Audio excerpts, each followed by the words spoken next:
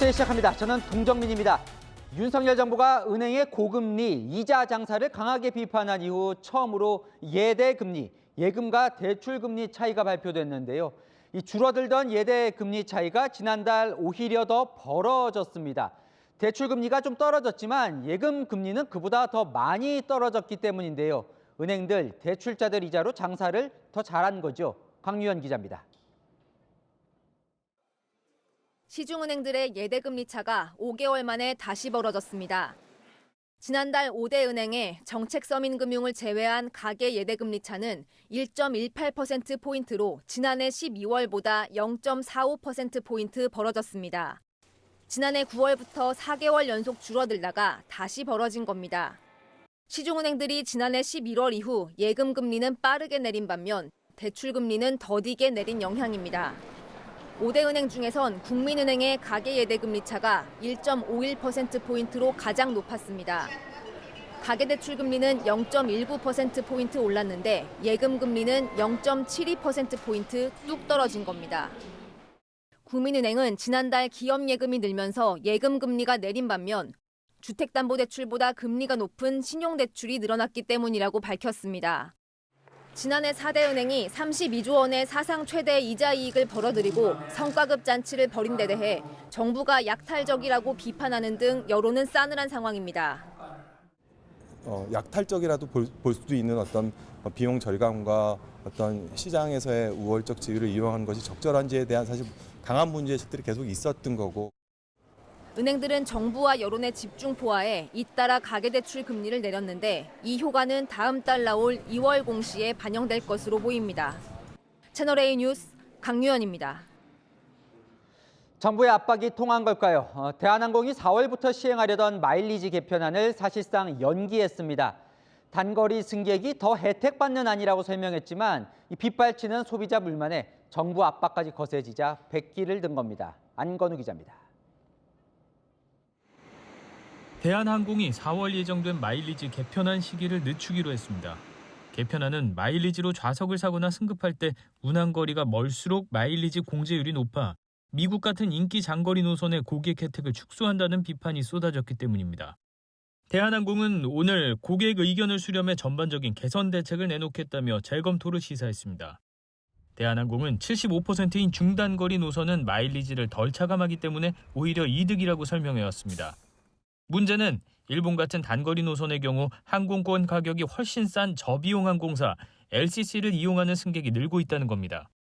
마일리지 쓰자고 더 비싼 대형 항공사를 찾는 경우가 줄면서 지난해 12월 LCC의 국제선 점유율이 처음으로 대형 항공사를 제쳤습니다.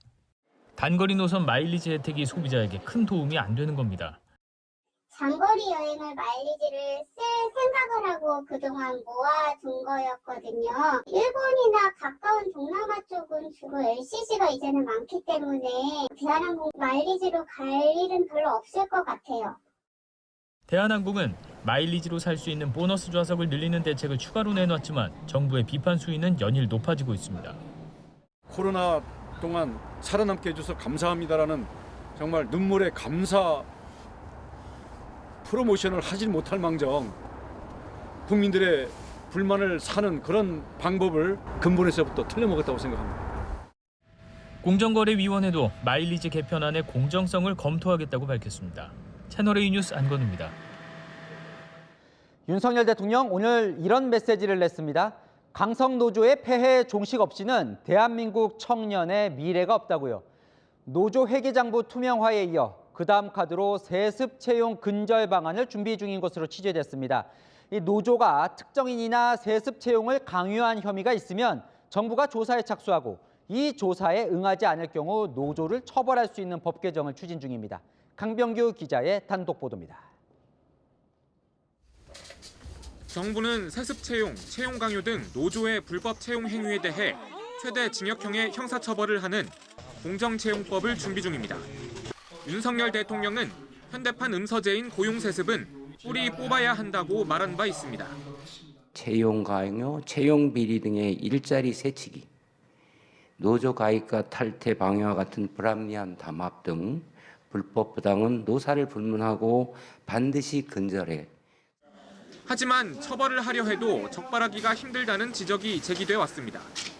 현행법상 불법 채용이 의심될 경우 정부가 조사에 나설 수 있지만 노조가 응하지 않더라도 처벌 규정이 없습니다.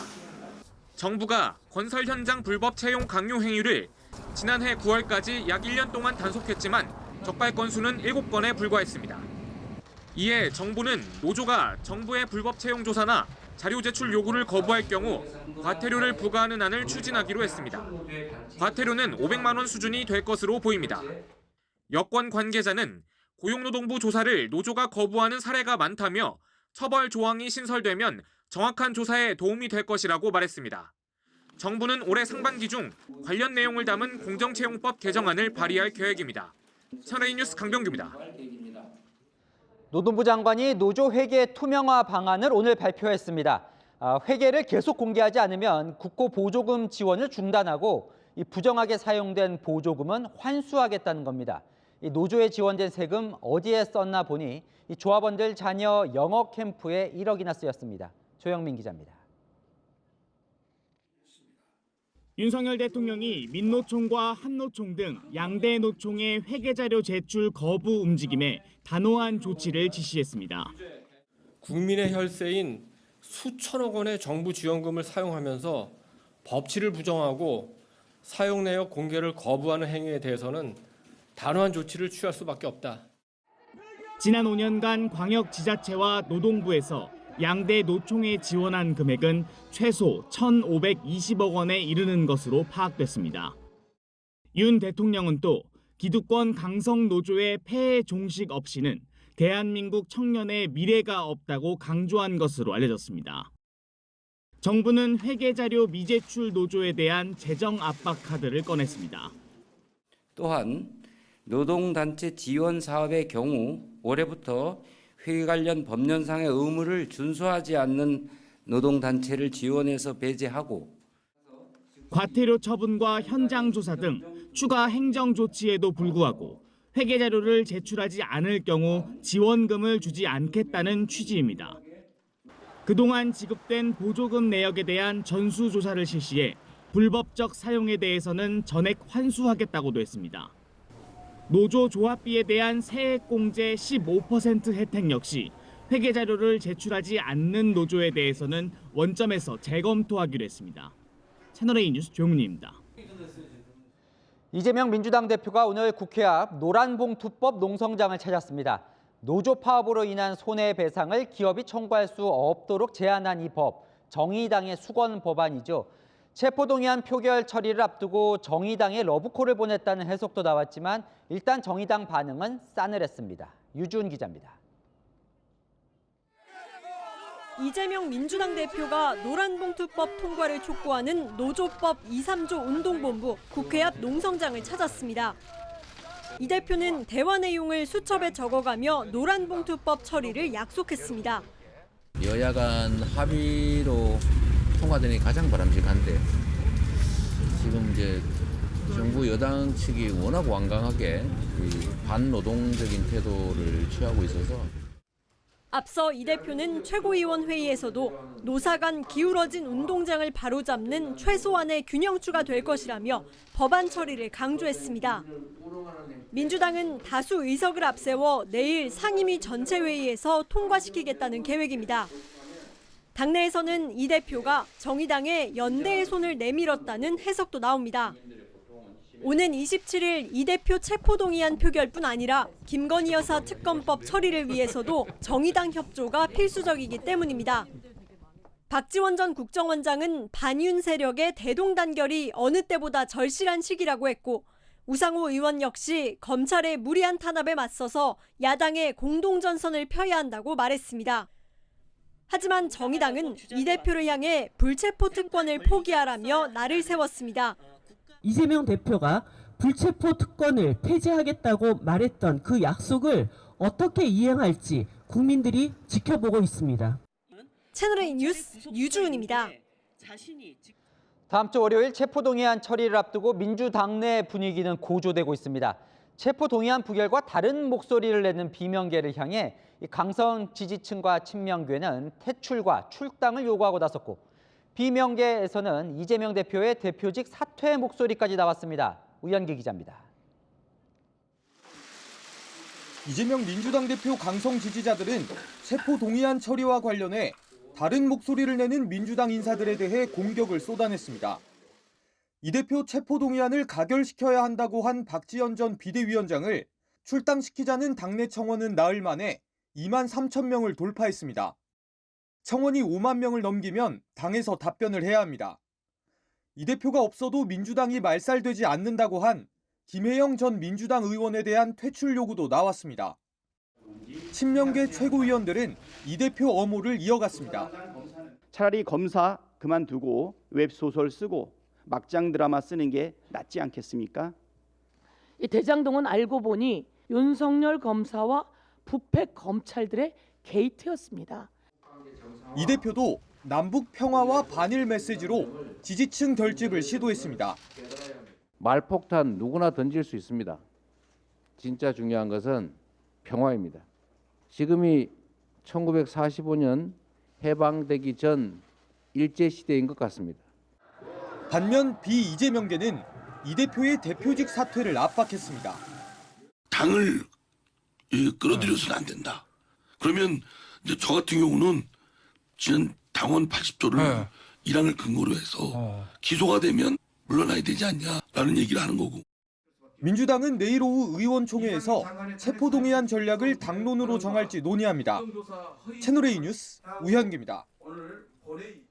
자, 국회는 지난해 9월 정기국회 이후 하루도 빈틈없이 회기가 이어지고 있는데요. 그러다 보니 이재명 대표 구속을 막기 위한 방탄 아니냐 논란이 있어왔죠. 2월 임시국회가 끝나기도 전에 민주당이 3월 임시국회 소집을 주장하고 나서면서 방탄국회 논란이 재현되고 있습니다. 윤수민 기자입니다. 민주당이 3월 초 임시국회 소집을 공식화했습니다. 이라는 국회법에 따라 3월 임시회도 열고 정부 여당의 나태와 발목 잡기로 계류 중인 산적한 민생 경제 입법을 차질 없이 처리하겠습니다. 민주당은 3월 임시국회 일정을 국민의힘과 협의하겠다고 하지만 1월 임시국회처럼 민주당 단독으로 열릴 가능성도 있습니다. 국민의힘은 이재명 민주당 대표의 체포를 막으려는 방탄 임시국회라고 비판했습니다. 임시국회 회기가 2월 28일까지이기 때문에 3월 1일부터는 회기가 없습니다. 민주당이 방탄국회를 열지 않으면 됩니다. 국회의원의 불체포 특권은 국회 회기 중에만 적용되기 때문에 민주당이 서둘러 3월 임시국회를 열려고 한다는 겁니다. 지난 2020년 도입된 일하는 국회법에 따르면 9월 정기국회를 제외하고 2월부터 5월까지 그리고 6월 1일과 8월 16일에 임시국회를 열도록 규정하고 있습니다. 여야의 갈등 속에 작년 9월 정기국회 이후 국회는 지금까지 계속 열리고 있습니다. 채널A 뉴스 윤수민입니다. 윤석열 대통령의 지지율이 다시 40%대로 올라섰습니다. 반면 더불어민주당의 지지율은 이재명 대표 취임 후에 최저치를 기록했습니다. 그 이유를 조아라 기자가 짚어드립니다. 지난주 월요일부터 금요일까지 5일간 진행된 여론조사 결과입니다. 윤석열 대통령의 지지율이 전주 대비 3.5%포인트 올라 40.4%를 기록했습니다. 지난해 말 화물연대 파업 강경 대응으로 상승세를 탔던 윤 대통령의 지지율은 설 연휴 직후 불거진 난방비 이슈로 하락세를 보였습니다. 최근 윤 대통령이 금리통신비 인하를 압박한 것이 지지율 반등을 이끌었다는 해석이 나옵니다. 통신 금융 분야는 공공재 성격이 강하고 과점 상태를 유지하고 있는 정부의 특허 사업입니다. 업계에서도 물가 안정을 위한 고통 분담에 자발적으로 참여할 필요가 있다고 생각합니다. 민주당 지지율은 이재명 대표의 잇따른 검찰 출석에 구속영장 청구까지 이어지며 지난해 8월 이 대표 취임 후 최저치를 기록했습니다. 국민의힘에 앞서던 민주당 지지율은 하락세를 보이다 최근 역전당했는데 격차가 오차 범위 바뀐 5.1%포인트까지 벌어졌습니다. 연령대별 지지율을 보면 지난주와 비교해 30대와 40대에서 지지율 하락이 크게 나타났습니다. 40대의 경우에는 전통적인 민주당의 핵심 지지층인데 이들이 법적 문제에 대해서는 상당히 중도적인 스탠스를 취할 수도 있기 때문에 최근에 이재명 대표와 관련된 의혹들에 대해서는 결국 수사나 재판을 받아야 된다라는 인식이 더 컸던 것으로 풀이됩니다. 정치 탄압이라는 민주당의 반발이 중도층까지 설득하진 못하고 있다는 분석도 나옵니다. 채널A 뉴스 조아라입니다. 네, 국민의힘 당대표 후보들의 2차 TV 토론이 방금 전에 끝났습니다. 땅 투기 의혹에 대한 공격에 김기현 의원은 정치 생명을 걸자는 격앙된 반응까지 내놨고요. 안철수 의원은 대통령실과 갈등 이미지를 불식시키는 데 주력했습니다. 이동은 기자가 주요 내용 정리했습니다. 국민의힘 당대표 후보 2차 TV 토론. 김기현 의원은 KTX 울산 역세권 부동산 투기 의혹으로 경쟁자들의 공격이 들어오자 가짜 뉴스라며 반격에 나섰습니다. 임야 투기 의혹에 대해서 여러 차례 해명을 하셨죠. 만약에 그 해명하신 것에 거짓이 있으면 후보 사퇴 약속하시겠습니까? 불법이 개입됐다든지 이렇게 된다면 제가 정치 생명을 걸 테니까 그 대신 우리 황교안 후보님께서도 그것이 가짜뉴스인 것이 확인되면 정치 생명을 거시고. 안철수 의원은 대통령실과의 갈등설 불식에 집중했습니다. 나를 적으로 삼지 말고 지금 민생을 더 챙기시고 전당대회에서는 대통령이 좀 덜 관여하시는 게 좋겠다라고 왜 시원하게 말씀을 못 하십니까? 저는 개인적으로 이제 저 텔레그램을 통해서 적정한 수준의 그런 이 말씀들은 지금도 드리고 있습니다. 김 의원과 안 의원은 간첩 발언 공방에서는 감정 섞인 말도 주고받았습니다. 간섭이 없다고 생각하시는 우리 당 대표가 되는 것이 적합한 것인지 의견을 여쭤봅니다. 제 입을 빌려가지고 안철수 후보님을 공격하고 싶으신 모양이신데 굳이 이렇게까지 해야 되겠습니까? 김기현 후보님께서 건망증이 좀 있으신 것 같아요. 간첩에 대해서는 간첩이 없다는 말은 제가 한 적이 없고 가짜뉴스라고. 두 사람은 내년 총선 공천을 두고도 신경전을 벌였습니다. 정청래 의원 같은 분을 포함해서 여러 사람들 다음 국회에서는 있으면 안 될 그런 사람들이 보입니다. 그래서 자객 공천을 하겠다. 자객 공천, 영화 별로에서는 그렇게 썩 좋지 않다고 생각합니다만 그것은 늘 그동안 해왔던 것이고요. 어떤 사람이 오더라도 그것을 바꿀 수 없게 제대로 시스템을 만드는 것이 정말로 중요하다. 당대표 세 사람도 직권으로 공천하셨습니다. 국민의힘 대표 후보들은 다음 달 3일 채널A TV 토론을 비롯해 두 차례 더 토론을 할 예정입니다. 채널A 뉴스 이동훈입니다. 네, 이 특수활동비, 이 권력수사기관이 영수증 없이 사용할 수 있는 예산으로 일명 쌈짓돈으로 불리기도 합니다. 지금까지 감사원은 각 부처의 특활비를 살펴보고도 기밀이라는 이유로 결과를 공개하지는 않았지요. 올해부터는 이 특활비 감사 결과를 일부 공개하기로 했습니다. 최수연 기자의 단독 보도입니다. 각 부처가 사용하고 있는 특수활동비 내역 일부가 국민에게 매년 공개될 예정입니다. 특활비는 권력수사기관이 기밀이 요구되는 정보수사에 영수증 없이 사용할 수 있는 예산인데 감사원이 감사 결과를 5월 국회 보고를 통해 공개하기로 한 겁니다. 공개된 특활비는 지난해 법무부, 국방부 등 14개 부처에서 사용한 2,396억 원가량입니다. 앞으로 매년 결산에 맞춰 특활비 집행 실태를 공개한다는 방침입니다.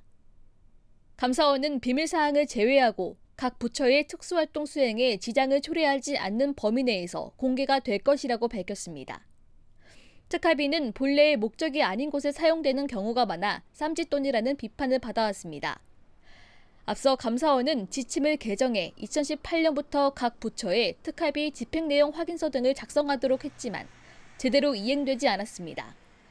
2020년 당시에는 윤석열 검찰총장과 추미애 법무부 장관의 특활비가 논란이 되기도 했습니다.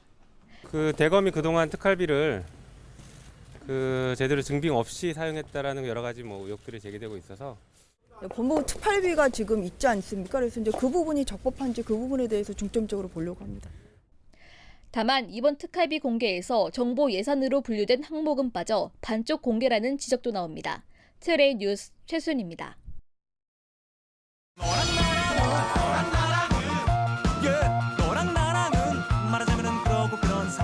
벼랑야랑 정치부 김민지 기자와 함께합니다. 첫 번째 주제 보겠습니다. 자, 이재명 대표 누구를 달래는가요? 누구는 아니고요. 공천 달래기라는 제목입니다. 다음 주 월요일 이재명 대표의 이 체포 동의안을 표결하는 국회 본회의가 열리죠. 요즘 들어서 이 대표가 내년 총선 공천 이야기를 부쩍 많이 하고 있는데요. 내부 표 단속용 아니냐 이런 해석도 나옵니다. 자, 그러니까 일각에서 이런 해석이 나오더라고요. 비명계 입장에서는 내년 총선은 어차피 친명계가 공천받을 것 같다 싶으면 뭐 이참에 가결시키자 이런 생각을 할 수도 있다고요. 글쎄요. 이 대표는 초선 의원들과 만나서 당이 뭉치면 총선에서 승리할 수 있다. 공천 걱정하지 마시라고 말한 것으로 전해지는데요. 박영선 전 의원은 공천권을 내려놓으라고 압박했습니다. 당대표가 공천에 개입하지 않고 깨끗한 공천 시스템을 누가 먼저 만드느냐. 이것이 저는 내년 총선의 핵심이다. 그것이 바로 이재명 대표가 할 수 있는 정말 묘수다. 그리고 신의 한 수다. 글쎄요, 국민들은 아직 뭐 내년 총선 공천 큰 관심 없는데 당 내에서는 관심이 많나 보군요. 네, 최근에 당원들의 평가가 의원 평가의 공천에 이제 반영될 수 있다는 보도가 나오면서 비명계 의원들이 반발한 적도 있죠. 이 대표가 이것도 안심시켰습니다. 총선이 가까워지니까 아무래도 예민해지죠. 이럴 때일수록 사실 단합해야 되는 거죠. 시스템을 안정적으로 유지한다. 이해찬 대표 때 만들었던 룰도 웬만하면 손대지 말고 안정적으로 가자. 이 대표는 지난 주말 대선 패배 이후에도 민주당이 갈등 없이 단결하고 있다면서 협력을 우선시하며 같은 길을 함께 걸어주시는 의원님들 덕분이다. 이렇게 치켜세운 걸로 전해집니다. 네, 다음 주제 보겠습니다. 장성 군인 출신들 여야 의원들인데 단결.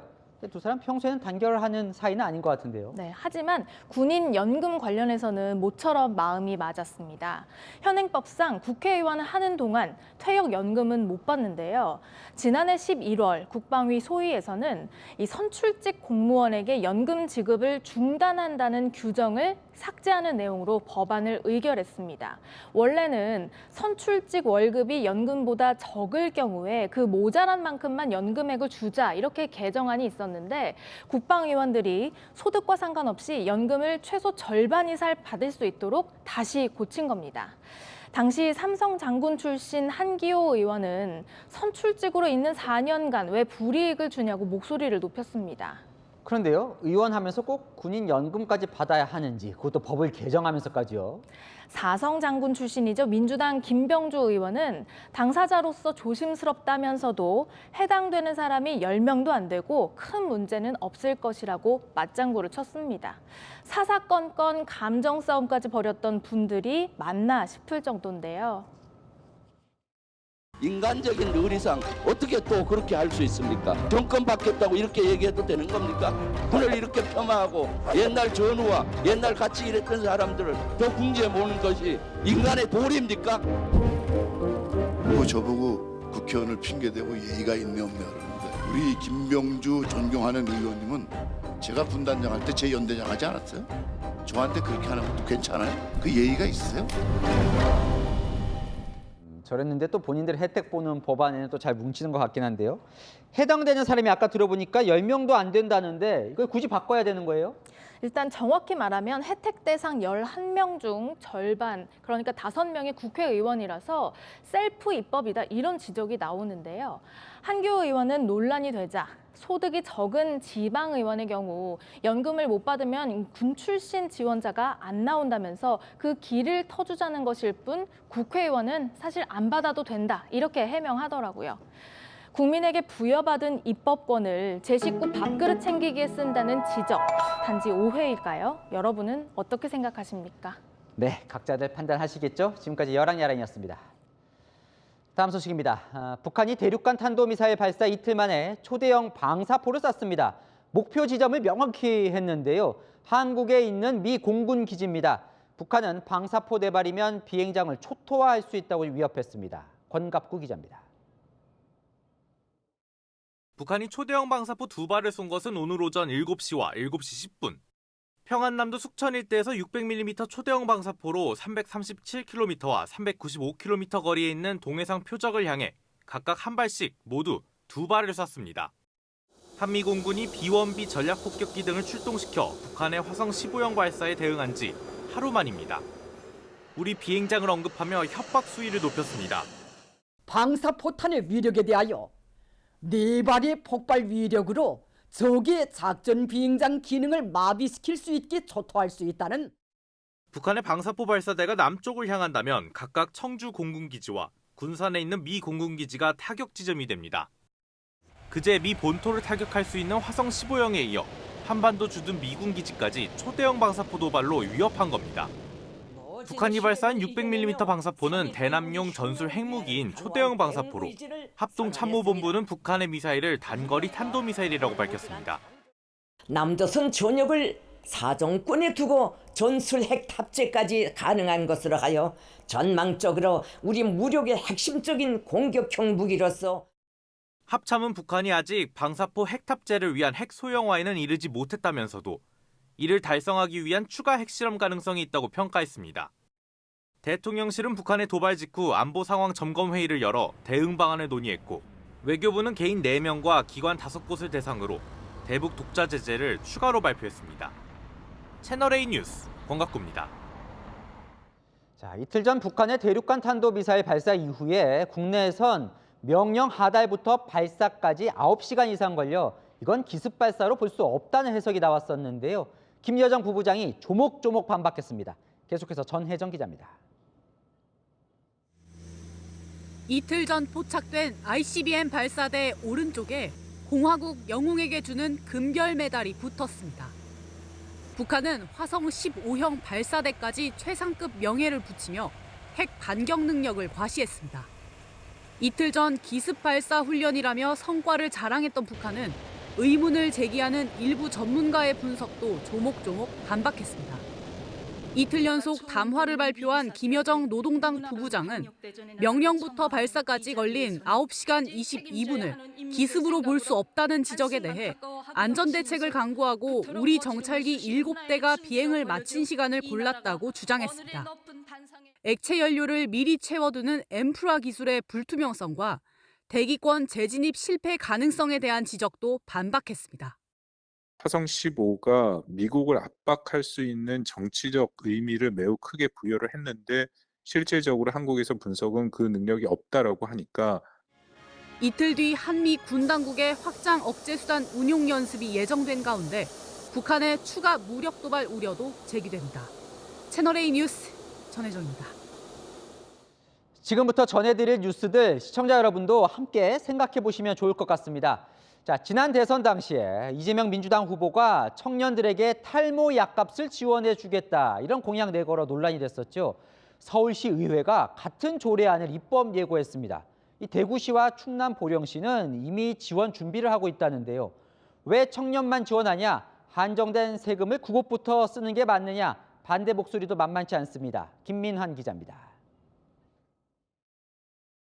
오늘부터 시작된 서울시의회 임시회에 입법 예고된 조례안입니다. 19세 이상 39세 이하의 탈모 치료를 받는 청년들에게 경구용 치료제, 즉 먹는 탈모 약값의 일부를 지원해주겠다는 내용입니다. 탈모가 심해지는 과정에 있어서 이제 어떤 청년들 같은 경우에는 우울감이 실제로 증가하기도 하고 좀 뭔가 이제 사회적으로도 자존감이 낮아지는. 임시회기 중에 조례안이 통과되면 곧바로 서울시와 세부적인 지원 대상과 금액을 협의하게 됩니다. 국내 탈모 환자는 지난 2017년 21만여 명에서 2021년 24만여 명으로 3만 명 가까이 늘었습니다. 이 중 20세부터 39세 청년 탈모 환자는 10만여 명으로 전체의 40% 수준입니다. 소득이 많지 않은 청년층에겐 꼬박꼬박 나가는 약값이 부담입니다. 예전에는 36만이 들어가 있죠. 남들 고기 한 번 먹을 돈 아껴가지고 저는 약을 사먹고 있습니다. 이미 일부 지자체에선 청년층 탈모 지원 조례안이 통과돼 시행을 앞두고 있습니다. 서울 성동구는 다음 달부터 1인당 20만 원까지 청년층에게 탈모 치료비를 지원할 예정입니다. 대구광역시와 충남 보령시도 예산 편성 작업 등을 진행 중입니다. 하지만 더 어려운 사람들에게 세금이 먼저 쓰여야 한다는 목소리도 나옵니다. 집 없는 사람들도 장년들도 많고 나이 든 사람들도 많은데 그 사람들을 다 배제하고 너무 진짜 심해가지고 자기의 돈으로 해결을 못하고 있거나 아니면 그런 사람들한테는 조금 어느 정도의 지원은 필요하다고 생각합니다. 엇갈린 여론 속에 청년층 탈모 지원 조례안이 서울시의회를 통과할지 관심이 모아지고 있습니다. 채널A 뉴스 김민환입니다. 자, 여러분, 애견 카페 많이 생겼지만 반려견과 한 테이블에 앉아서 음식을 먹는 건 현재 위법입니다.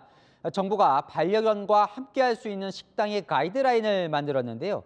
이 가이드라인 여러분은 어떻게 생각하십니까? 김용성 기자입니다. 평범해 보이는 이탈리안 레스토랑. 반려견이 식당 테이블 앞 전용 의자에 앉아 음식을 기다립니다. 반려견을 위한 메뉴, 그릇도 따로 있습니다. 맛있나 보다. 현행 식품위생법에서는 이 식당처럼 사람과 반려견이 한 공간에서 식사를 하도록 하면 위법입니다. 형사처벌을 받을 수도 있습니다. 하지만 과도한 규제라는 지적에 규제 샌드박스 사업으로 선정되며 이곳처럼 일부 식당에 반려동물 동반 출입이 허용됐습니다. 반려동물이 있으면 힘든 게 사실인데 같이 이렇게 반려동물이랑 외식할 수 있어서 좋은 것 같습니다. I'm happy they're taking the steps to move toward a more dog-friendly city. 대신 식품의약품안전처가 새로 만든 가이드라인을 따라야 합니다. 광견병 등의 예방접종 사실을 반드시 확인해야 하고 반려동물은 전용 의자에 묶어놔야 합니다. 반려동물 전용 식기를 사용하고 사람에게 제공되는 음식은 꼭 덮개로 덮도록 했습니다. 식약처는 일단 희망 음식점들의 신청을 받아 시범 운영할 계획입니다. 조만간 반려동물 동반 식사를 허용하는 방향으로 법 개정도 추진할 계획입니다. 다만 모든 음식점을 일괄 적용하진 않을 방침입니다. 모든 사람들이 들어가는 식당에는 조금 자제를 좀 해줬으면 반대 의견도 있는 만큼 희망 음식점의 한정에 허용하는 방안이 유력합니다. 채널A 뉴스 김용성입니다. 이건 또 어떻게 생각하십니까? 평일에 서울 남산 1호터널, 3호터널 지날 때 냈던 혼잡 통행료 2,000원, 다음 달부터는 당분간은 내지 않으셔도 됩니다. 이걸 왜 내야 하는지 논란도 많았는데 이 서울시가 요금을 낼 때와 안 낼 때 차량 통행량을 분석해서 최종 결정하기로 했습니다. 김단비 기자입니다. 남산 외곽을 한 번씩 돈 적도 있었죠. 결핵마다 다 징수를 해야 도심으로 통행하는 걸 제한하는 효과가 있는데 굳이 1호터널 또 3호터널 징수하는 거는 좀 부당하다고 생각합니다. 갔다 왔다 하면 4,000원 아닙니까? 큰 돈이죠. 시범적으로 운영해보고 별 그거 없다 하면 폐지해야죠. 26년간 징수해온 남산 1, 3호터널 혼잡 통행료. 지난해 말 설문조사에서도 서울시민 10명 중 7명은 남산 1, 3호터널 혼잡 통행료 폐지를 원하는 것으로 조사됐습니다. 통행량 감소 효과 미흡과 통행료 부담을 주요 폐지 이유로 꼽았습니다. 남산 혼잡 통행료 징수 논란이 확산되자 서울시가 폐지 검증 절차에 들어갔습니다. 다음 달 17일부터 2달간 단계적으로 남산 1, 3호터널 혼잡 통행료 징수가 중단됩니다. 우선 다음 달 17일부터 4월 16일까지 한 달간 도심에서 강남 방향 통행료가 면제되고 4월 17일부터 5월 17일까지 양 방향 모두 무료 통과입니다. 5월 17일 이후엔 다시 현행 기준으로 혼잡 통행료를 내야 합니다. 교통량, 통행 속도, 변화량을 파악해 혼잡 통행료 폐지 여부 등을 결정한다는 겁니다. 조사 결과에 따라 전면 폐지될 수도 있고 일부 방향 통행료가 유지될 수 있습니다. 결과를 봐야 될 것 같습니다. 결과도 보고 전문가 의견도 좀 들어야 될 것 같습니다. 서울시는 전문가 자문, 시의회, 시민 의견 등을 청취한 뒤 올해 안에 혼잡 통행료에 대한 전반적인 정책 방향을 결정할 방침입니다. 채널A 뉴스 김단비입니다. 한때 서울시가 선정한 미래 유산들이 유산은커녕 흉물로 방치되고 있다고 합니다. 현장 카메라 전민영 기자 시작합니다. 미래 세대에게 물려주겠다며 서울시가 선정한 미래 유산입니다. 지금은 페인트 칠이 다 벗겨진 채 시골의 한 공터에 방치되어 있는데요. 서울 곳곳의 미래 유산에 무슨 일이 일어나고 있는지 현장으로 가보겠습니다.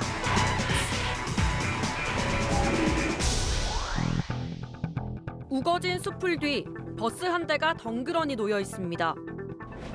구석구석 녹이 슬고 거미줄도 쳐 있습니다. 24시간 영업이라 쓰인 이 버스. 1972년부터 서울 여의도, 강남 등을 옮겨 다니며 김밥과 가락국수 등을 팔던 스낵카입니다. 80에서 90년대엔 장사가 워낙 잘 돼 문전성시를 이루기도 했습니다.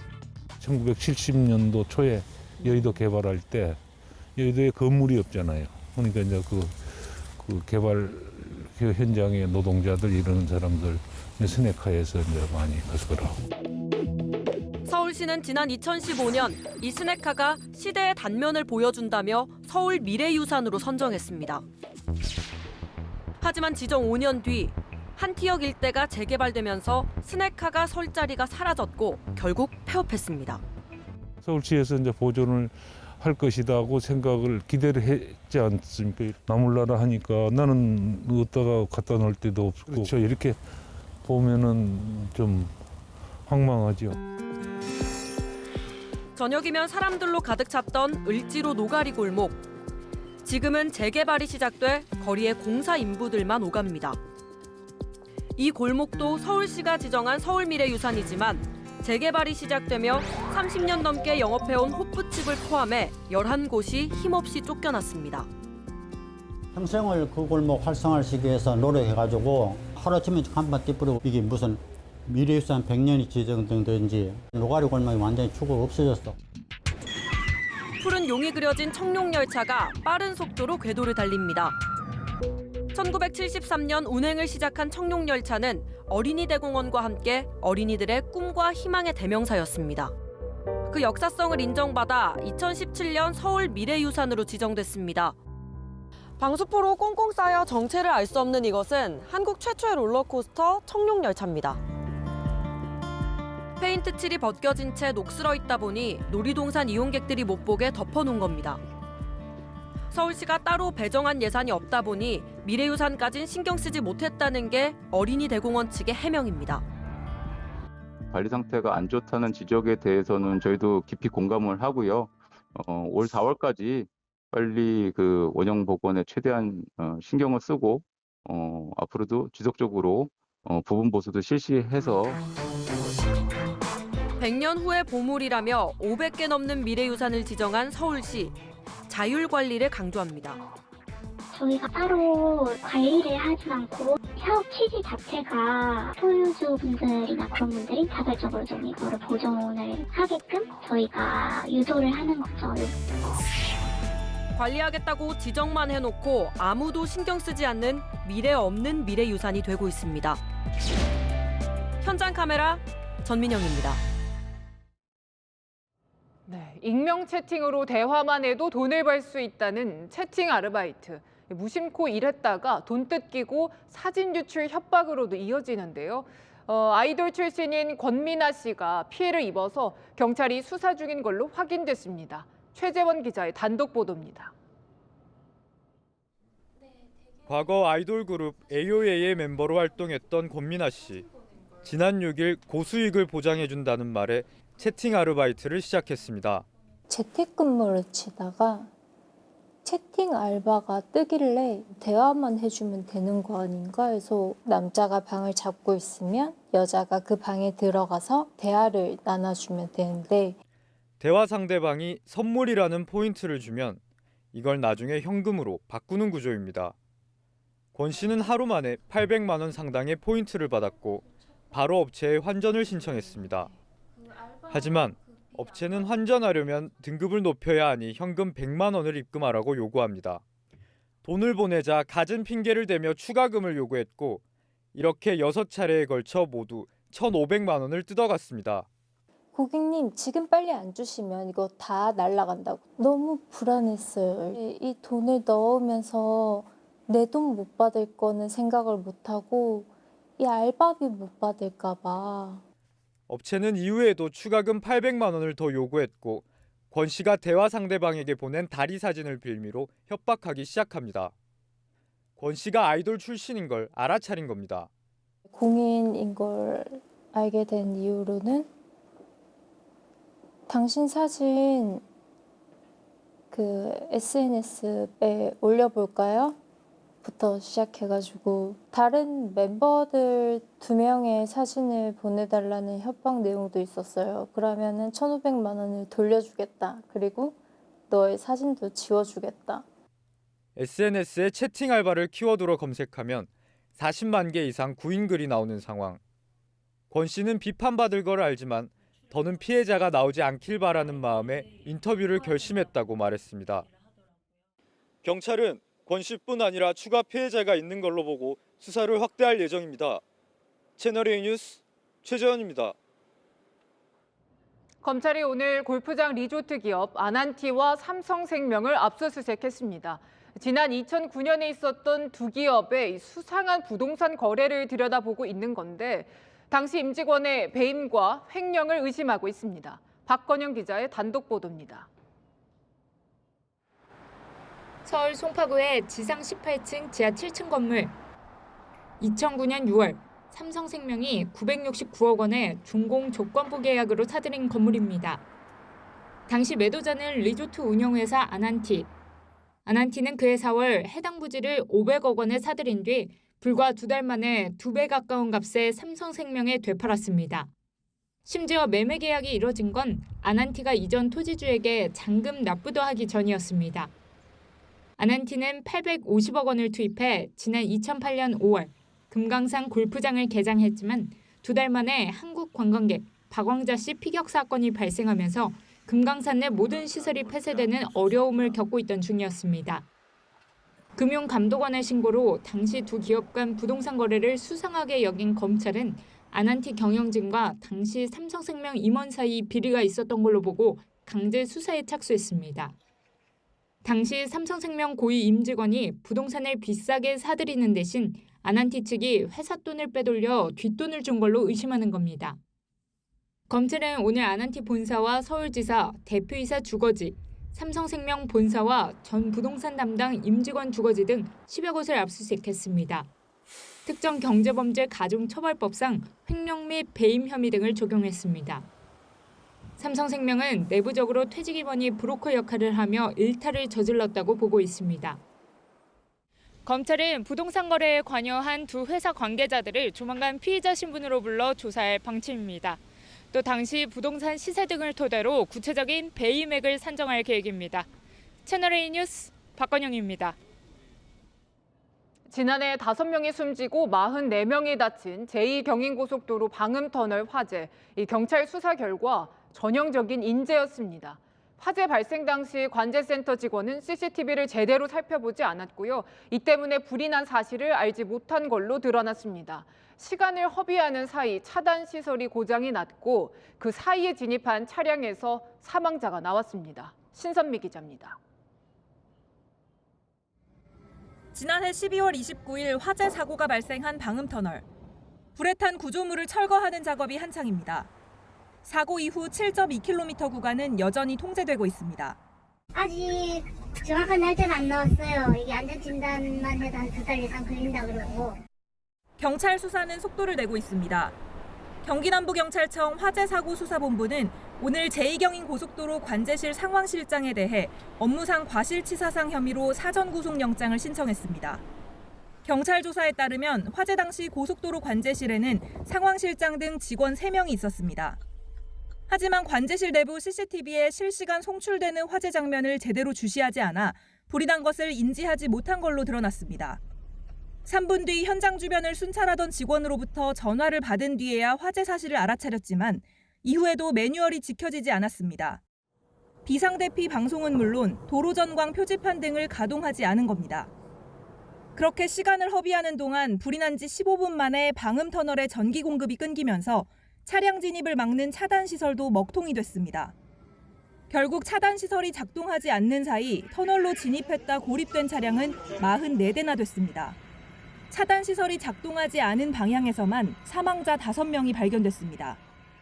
수사본부 관계자는 사망자들이 발견된 차량들은 모두 불이 난 이후 터널에 진입했다며 제때 조치가 이뤄졌다면 피해를 줄일 수 있었을 것이라고 설명했습니다. 경찰은 처음 불이 시작된 폐기물 운반 트럭 운전자에 대해서도 사전 구속영장을 신청했습니다. 트럭 운전자는 지난 2020년에도 고속도로 주행 중 불이 났는데 이후 차량 정비를 제대로 하지 않은 것으로 조사됐습니다. 채널A 뉴스 신선미입니다. 고속도로를 달리던 화물트럭에서 맥주 상자 200여 개가 한꺼번에 쏟아지는 사고가 났습니다. 이 도로는 아수라장이 됐고 4시간 동안 교통 정체가 이어졌습니다. 강경모 기자입니다. 고속도로 위에 맥주 박스 수백 개와 깨진 병 조각들이 가득합니다. 한 차선을 막고 일일이 주워 담아보지만 치워도 끝이 없습니다. 천안 논산 고속도로 천안 방향 남공주 나들목 2km 근처를 달리던 25톤 화물트럭에서 맥주 상자 200여 개가 쏟아지는 사고가 난 건 오늘 새벽 4시 반쯤. 맥주 시름차가 이제 앞에 이제 천천히 가는 차 비켜가려고 하다가 이제 무게가 이제 한쪽으로 쏠리면서 뚫고서 이제 도로상으로 이제 쏟아졌지. 이 사고로 다친 사람은 없었지만 쏟아져 깨진 맥주병의 파편들이 도로를 뒤덮었습니다. 유리 파편으로 승용차 한 대와 화물차 4대의 타이어가 파손됐습니다. 또 사고 지점에서 5km 구간에 걸쳐 4시간 넘게 차량 정체가 이어졌습니다.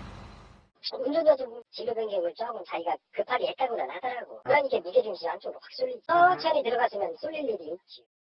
경찰은 운전자에게 적재물 추락 방지 의무 위반으로 범칙금을 부과하고 화물을 제대로 고정했는지 등 자세한 사고 경위를 조사하고 있습니다. 채널A 뉴스 강경모입니다. 네, 우크라이나 전쟁 발발 1년을 앞두고 조 바이든 미국 대통령이 우크라이나 수도 키이우를 방문한 사실이 조금 전에 확인됐습니다. 두 나라 정상이 공동 기자회견까지 진행을 했는데요.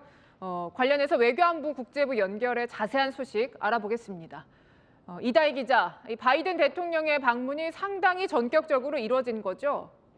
네, 조 바이든 미국 대통령이 우크라이나 수도 키이우를 깜짝 방문했습니다. 로이터 등 외신들은 바이든 대통령이 현지 시각 20일 키이우를 예고 없이 방문 중이라고 현지 신문을 인용해 보도했습니다.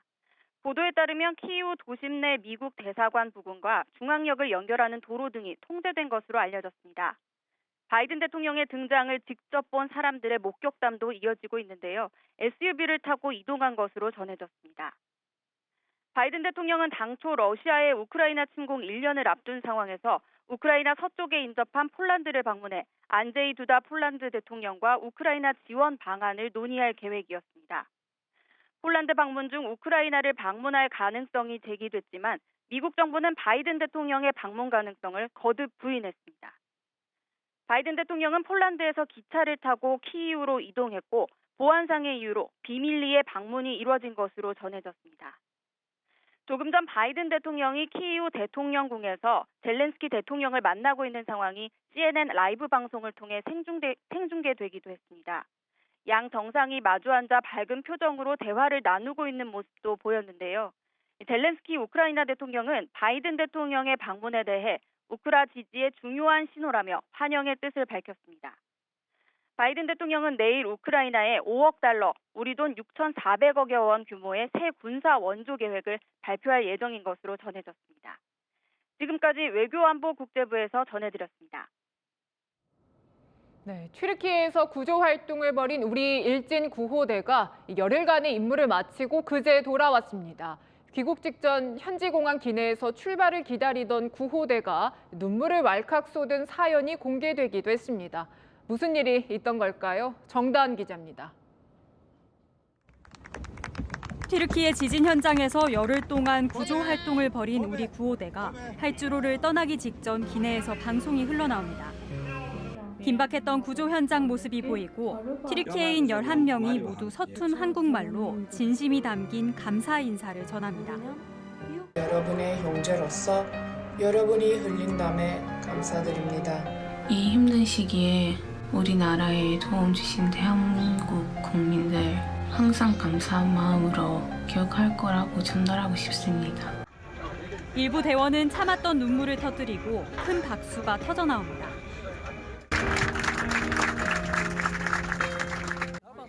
규모 7.8의 강진이 튀르키예를 뒤흔든 뒤 50시간 만에 도착한 우리 일진 구호대는 차가운 잔해에서 8명의 생명을 구했습니다. 열악한 구조 현장에서 여진 공포까지 대원들을 힘들게 했지만 곁에서 응원하는 현지 주민들이 있어 든든했습니다. 이스탄불 소방청 구조팀 중 한 분은 본인의 외조부가 한국전쟁 참전 용사라면서 한국과 같이 구조활동을 할 수 있게 되어 감격스럽다고도 하였습니다. 튀르키예 당국은 피해 지역 11개 주 가운데 진앙지인 카흐라만마라슈와 가장 피해가 심한 하타이를 제외하고 구조 작업을 마무리했습니다. 어제 하루 추가 생존자를 구조했다는 소식은 전해지지 않았고 시신 47구만 수습했습니다. 튀르키예와 시리아에서 희생자는 4만 6천 명을 넘어섰지만 생존자들은 서로를 격려합니다. Ve birlikte iyileşeceğiz demek istiyorum. Çünkü insanın tek başına iyileşmesinin pek de mümkün olmadığını düşünüyorum. 그러나 첫 강진 이후 6천 번 이상 여진이 이어지고 있어 생존자들의 고통은 여전히 진행 중입니다. 채널A 뉴스 정다은입니다. 늦겨울 반짝 추위가 기승입니다. 이번 추위는 모레 아침까지 이어질 텐데요. 내일 서울의 아침 최저기온 영하 6도까지 떨어지겠습니다. 찬바람의 체감온도는 4에서 5도 정도 더 낮겠는데요. 출근길 따뜻한 옷차림 해주셔야겠습니다. 내일 아침 대전은 영하 7도, 광주는 영하 4도로 출발하겠고요. 한낮에는 서울 4도, 전주는 5도가 예상됩니다. 내일 대체로 맑은 하늘 드러나겠지만 바람이 매서운데요. 남부와 제주에는 강풍특보가 내려진 가운데 내륙 지역도 찬바람이 강하겠습니다. 또 전해상으로는 물결 최고 4m로 매우 거세게 일겠습니다. 내일 전국의 대기질 청정하겠고 수도권과 영남 곳곳으로는 대기가 무척 건조합니다. 불씨 관리 잘 해주셔야겠습니다. 당분간 내륙은 맑은 날씨가 이어지면서 대기는 더 메말라 가겠습니다. 날씨였습니다. 어느 단체건 국민 세금 지원받으면 그 돈 어디에 썼는지 먼저 공개를 해야 하지 않을까요? 국가 세금으로 노조원들 자녀 영어 캠프 보내는 거 좀 지나친 거 아닐까요?